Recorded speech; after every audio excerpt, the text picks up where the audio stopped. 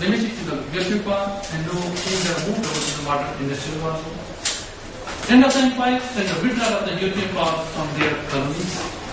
Until World War II, European countries, particularly United Kingdom and France, they had no intention to leave what they have colonized, whether in Africa or for that matter Asia. And another aspect, in the Cold War, political, military and the nuclear confrontations between US and other Soviet Union, that USSR, was another big aspect. Because previously it was a traditional war, but the World War II, this transition has given way to nuclear color to what the traditional strategies were. Now, coming over to the modern total war, the debate or the blame game, which the people started after World War I, who indeed is responsible for the start of the war? Whether it was Germany, or together with Germany, there were some allied powers. There were the allies of the Germany, those who provoked the war. What were the causes? Versailles Treaty and declaring Germany as responsible for the World War I to pay what is supposed to be cost of the war, and ultimately disintegration of the Germany, demilitarization of the Germany. The Germans, they are not going to then have the weapons and equipment with them.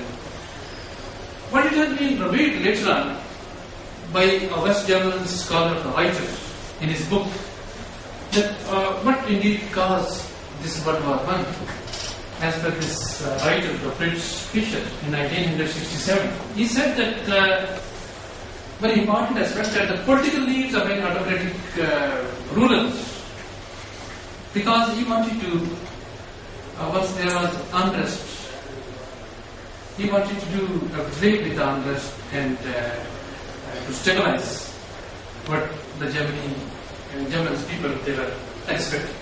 So this was something for the political succession, political satisfaction. But other factors which played a dominant role during the war, it was the nationalistic sentiment, that nationalism was promoted.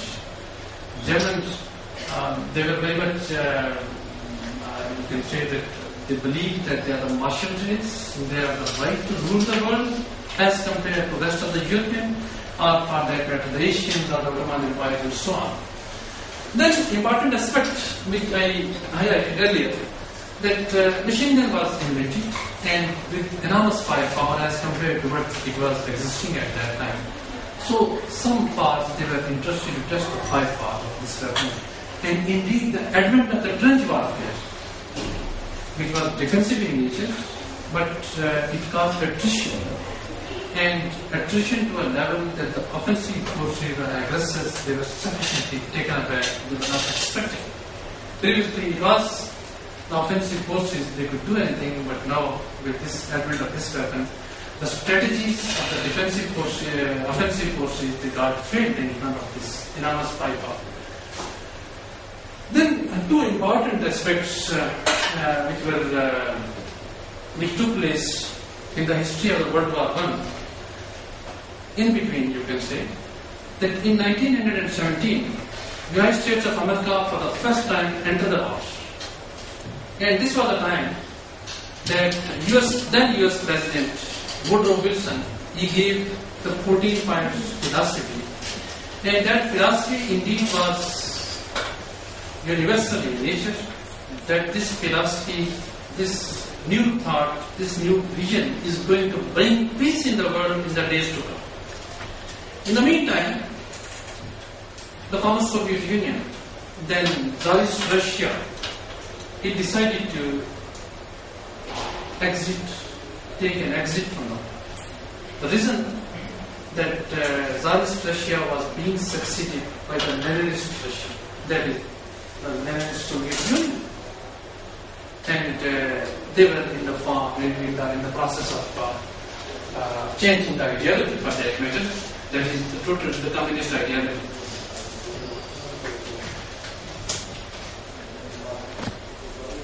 Unfortunately, these 14 points of Woodrow Wilson, they become base for the Western society, they become the base for the needs of the nation and all that. But practically what happened, that there was failure of either the Versailles Treaty, you take this, I think by that time it is VPT, Versailles Peace Treaty, right, from where it is. So, there was failure of VPT, that is Versailles Peace Treaty, to tackle the Europe's central problem of the security. And what was the concern? What was the problem? The problem was the united state of frustrated Germany. Then, precipitated German revanchism by creating a new state and contested borders. The basic concept. Indeed, in late 19th century, Germans they reached the World War I. There was a problem starting from 1873, and Germans they were waiting for a particular time to invade the world. And this particular Versailles Peace Treaty gave them that concept.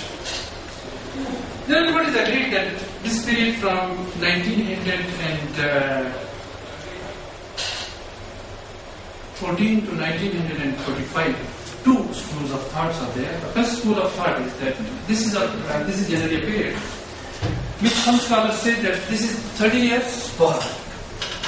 And another group of the scholars, they believe that this is 20 years crisis. And once they say 30 years war, that from 1914 to 1945, in one way or other, there has been the war. There have been a continuous war from 1914 to 1919 almost, and from 1936 to 1945. Although the declaration of the Second World War was from 1939, but 1936 and all that, the Philippine issues, Czech Republic's problem, the Poland, and what it was, the smaller skirmishes of the conflict between the European states ultimately led to the German power to a level that where they could play hell with the world. Economic crisis and the Wall Street crash of 1929 has played very important roles. The liberal democracies in the world, they were facing a lot of the problem. All the democratic countries, which include the United States of America too, they were facing the inflation problem, the very serious inflation problems of poverty and all that. What happened? That the people like Hitler, they exploited the situation. The people like Stalin, by that time Stalin was in power in the Russia, the Soviet Union, they exploited the situation. What was the exploitation point of view? That these democracies, they have not given you, the capitalism has not given you anything, but you are going to be given in the ultimate, as the ultimate fate, that autocratic rules that are going to give you something. So the Hitler's Nazism, that sort of nationalism was promoted, and so was the case. That was the promotion of the Chinese Communist Party at that time. That was the promotion of the case for the Russians as far as the building of their empire, which was almost now complete. They were facing less problem as compared to what the Europe, as compared to what the Americans were facing. Hitler ultimately seized the power in 1923, and remember that somebody was talking about the nation and nation state integrity and all that. But in a period of from 1933 to 1936. It's a 4 years period, only 4 years. This was a period when the Hitler mobilized the people, mobilized the population, strengthened its forces, made the war machinery, made the war industry and all that, and by 1936 they were able to change the world. And those are indeed the nations.